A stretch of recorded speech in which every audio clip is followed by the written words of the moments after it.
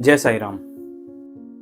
आज हम एक ऐसे भक्त के बारे में बात करेंगे जो जिसके जीवन के बारे में थोड़ा-सा मालूम है, लेकिन वो बहुत ही अलग किस्म के भक्त थे बाबा के। और लास्ट होते-होते इस स्टोरी के आपको यकीन हो जाएगा कि वो कितने बड़े भक्त थे बाबा के। आज हम बात करेंगे नारायण शंकर वैद्य, जिसे बाबा प्यार से नानावली बुलाते थे। ये कैरेक्टर आपने कई सारे साईं बाबा के सीरियल्स में भी देखा होगा। थोड़ा-सा कह सकते हैं शैतान, शैतान इन द सेंस मस्ती करने वाला, इधर-उधर जाके बातें करने वाला, हल्ला करने वाला, खेलने वाला, कूदने वाला, थोड़ा-सा ये कैरेक्टर ऐसा था नानावली।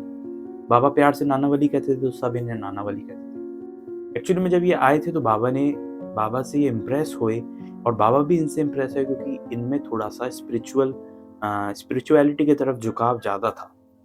होता क्या था नानावली कभी मिट्टी में खेलने लग जाते, कभी बच्चों के साथ भागने लग जाते, यहाँ तक कि द्वारका माई में जब बाबा के भक्त बैठे रहते थे, तो ये हल्ला मचाते रहते। तो एक बार तो बाबा ने इनसे कह भी दिया था कि आप है ना थोड़ा-सा शांत होइए, नहीं तो मेरे सारे डिवोटीज़ यहाँ से चले जाएँगे, मैं सुन नहीं पा रहा हूँ। लेकिन वो नानावली अपनी मस्ती में रहते थे, कभी वो हनुमान जी का गेटअप धारण कर लेते थे, कभी वो दौड़ते रहते, हल्ला मचाते रहते द्वारका माई में और कभी-कभी तो वो किसी-किसी लोगों के पीछे पड़ जाते थे उनको मारने।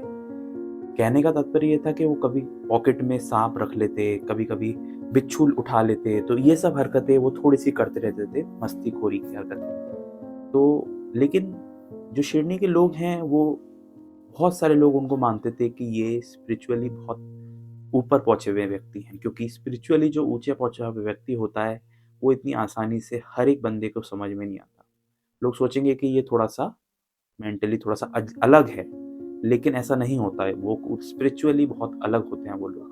तो बहुत सारे लोग ये मानते थे कि ये इंसान को मतलब पढ़ सकता है, देख के पढ़ सकता है कि कौन-सा व्यक्ति अच्छा है, कौन-सा व्यक्ति बेकार है। ये नानावली थे जो कई बार तो बाबा का पर एक बात काम बहुत अच्छा करते थे, जैसे कि बाकी सारे ऑथर्स बताते हैं और मैंने भी पढ़ा है कि जब द्वारका माई में सारे भक्त आते थे, तो ये अरेंज अच्छा करते थे कि मतलब किसको बाबा से बात करने का मौका मिलेगा, अब किसका टर्न है। तो ये सब अरेंजमेंट का जो काम है और जो भी छोटा-मोटा द्वारका माई का काम है, वो बाबा का ये देखते थे। बाबा के परम भक्त थे।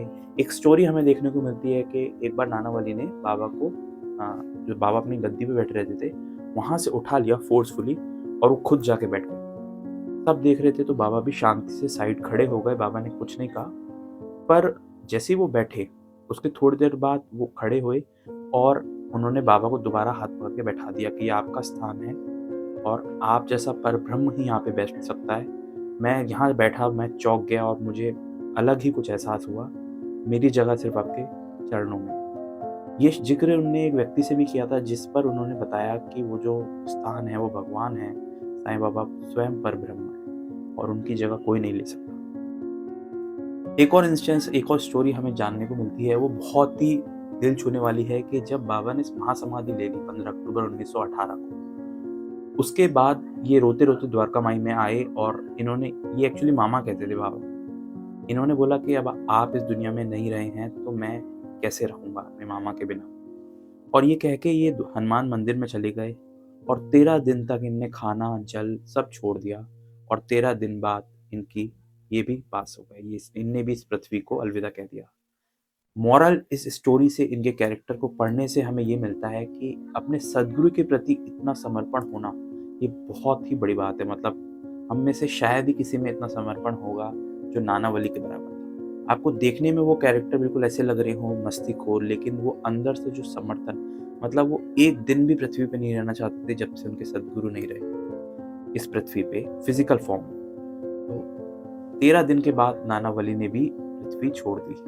तो ये बहुत ही, इनके बारे में थोड़ा ही मालूम है, लेकिन जो भी मालूम है वो बहुत ही जानने लायक है। अगर आप इनके बारे में पढ़ें, इनका जो स्थल बना रखा है शिरडी में, वहाँ जाएँ, दर्शन करें, तो ज़रूर आपको बहुत कुछ जानने मिलेगा। इनके डिवोशन से हमें भी बहुत कुछ सीखने को मिलता है।